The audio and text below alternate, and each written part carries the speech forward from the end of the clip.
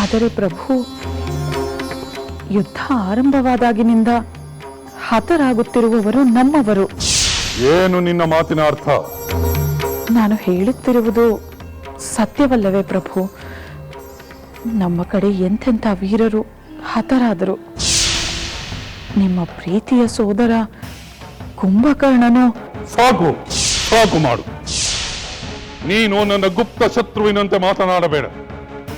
ಯುದ್ಧವೆಂದ ಮೇಲೆ ಸಾವು ನೋವುಗಳು ಇದ್ದೇ ಇರುತ್ತದೆ.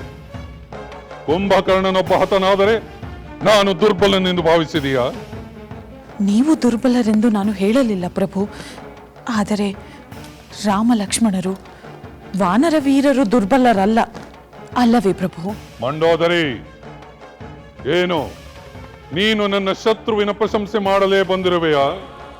ಇಲ್ಲ ಪ್ರಭು, ಉಳಿದ ನಮ್ಮವರು ಆ ರಾಮನ ಬಾಣಕ್ಕೆ ತುತ್ತಾಗದಿರಲಿ ಎಂದು ಹೇಳಿದೆನಷ್ಟೇ. ನನ್ನವರು ಎಂದರೆ ನೀನು ಯಾರ ವಿಷಯವನ್ನು ಮಾತನಾಡುತ್ತಿರುವೆ ಮಂಡೋದರಿ? ನಮ್ಮ ಇಂದ್ರಜಿತುವಿನ ಬಗ್ಗೆ ಹೇಳುತ್ತಿದ್ದೇನೆ ಪ್ರಭು. ಮಂಡೋದರಿ, ನಮ್ಮ ಪುತ್ರ ಇಂದ್ರಜಿತುವಿನ ಬಗ್ಗೆ ಏನೆಂದು ತಿಳಿದುಕೊಂಡಿರುವೆ? ನನ್ನ ಎಲ್ಲ ವೀರರು ಒಂದು ತೂಕವಾದರೆ ನನ್ನ ಪುತ್ರ ಮೇಘನಾದನೇ ಒಂದು ತೂಕ.